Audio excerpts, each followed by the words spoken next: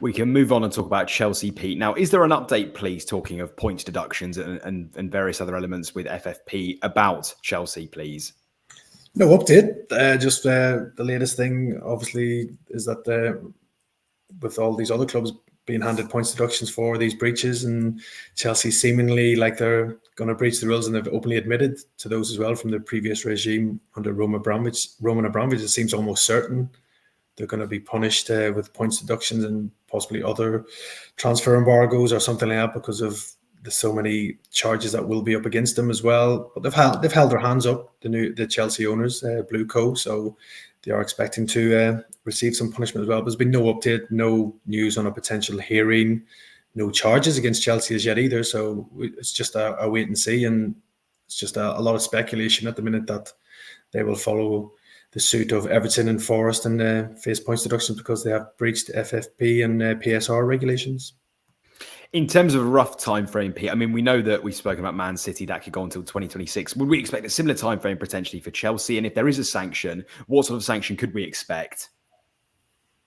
It's a difficult one. We just don't know what the Premier League will do. And obviously then it'll come around to the independent commission as well to look into any charges that are laid against Chelsea. So you can't really guess when a timeline, and obviously you would hope between now and the start of next season that there'll be some type of charges made, and then obviously that will give Chelsea time to whether to appeal it or not. But yeah, I think obviously the Premier League need to get their house in order and try and get everything sorted before the start of the season, because we don't want another situation where we've had this season where they've been charging the likes of Everton and Forest midway through a season, because I don't think that's fair on anybody in the league at all. So for the integrity of the league, I think it would be better if something was sort of announced before the end of the season. But again, it could drag on, and with Chelsea having the right to appeal as well. So yeah, it's anybody's guess as when the actual timeline of this might be resolved. Paul, should Chelsea be concerned about this, and given the sanctions that we've seen Everton and Forest receive, are they going to be worried going into this process? Of course they should. They've admitted it. They've gone to the Premier League and said, look, we've done this. So you look at the other two teams that have in Everton and Forest, that were the points deductions that they've had. But like Pete says there, they've not been charged with anything yet, Chelsea. And in the similar way of Manchester City fans, that they really strongly push back against their FFP charges because the club are quite adamant that they've not done anything, and they're kicking the can down the road with lawyers, and they're fighting their case because they genuinely believe that they haven't done anything. With Chelsea, they haven't as yet been charged with anything, yet they've held their hands up and said that they've done it. So it's an interesting one to watch. And as we say when we talk on the pod every single week, this ain't going away. We're going to be talking about points deductions in season, out of season. This is going to become a regular thing until the league regulates itself, as in financially. This is 12, 18 months, if not more. There'll be teams. I mean, we're going to talk about more teams today, I know that, but there's more. It's becoming normality. I mean, from 18 months ago, we never even dreamt of Premier League teams having points taken off them, did we? Now, all of a sudden, we talk about it like it's the most normal thing in the world, and it's not. But it is now becoming a key part of our game. Pete, in terms of Mauricio Pochettino's future regarding points deductions, do we think that could have any bearing on whether he would stay or go? Or do you think actually that his time is sort of slowly drawing to a close under the Bowley ownership, potentially? I think for Pochettino, I don't think he has any plans to leave. It'll be Chelsea that make that decision, I think, on him.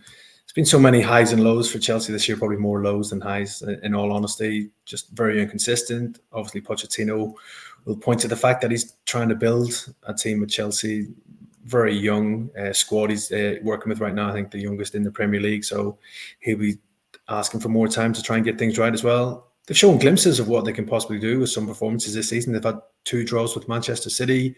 Obviously, reached that FA Cup semi-final and probably should have won against Manchester City as well, if for some better finishing from the likes of Nicholas Jackson as well. But yeah, so many other disappointing performances as well. Like that 5-0 humbling to Arsenal probably summed up Chelsea this season. There was just a lack of fight from them as well. And Pochettino himself admitted the team gave up, which is never a great sign when you hear a manager come out and say that as well. But I think a bit like Erik ten Hag, I think Pochettino's on trial between now and the end of the season, and he'll be hoping for a strong end to the season to prove that he can turn things around at Chelsea as well. But I'm sure Chelsea's owners or doing their due diligence on potential replacements there, because they're definitely not going to be happy with what's happened so far. They might see some signs of promise, but those Chelsea owners, they come into the club expecting Chelsea to be challenging for trophies, competing in the Champions League, and they're miles off that at the minute right now, and everything else. And they've spent a lot of money. There's no doubt about that with the amount of signings they've made. So they will be expecting results to improve quickly. And if they don't, we all know the manager pays the price with his job, and Pochettino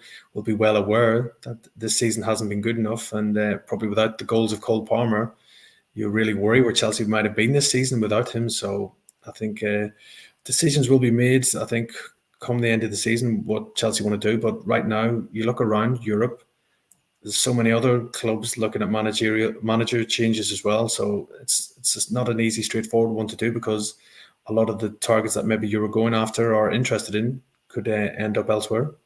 I think under the previous Chelsea regimes, Poch is gone, isn't he? I mean, you look at the Abramovich eras, and that was the thing. That's how, all the success that he's got, the Champions League, the Premier Leagues. Yes, it was, there's a lot of success there, but his success was built on a business model where he changed his manager on regular occasions. And if things weren't going right, he wouldn't think twice about sacking his manager. And under previous regimes, there's no way, I don't think, that Pochettino would still be there in a job now. You've just watched a segment from Football Insider's brand new podcast, The Inside Track, with me, Lewis Pearce, alongside the guests on the show. Thanks very much for tuning in. Please do give the video a like, comment your thoughts on the topic, and feel free to share on your social media pages. If you want to listen to the full podcast episode, click the link in the description below. Keep your eyes peeled for plenty more content and exclusives here on The Inside Track.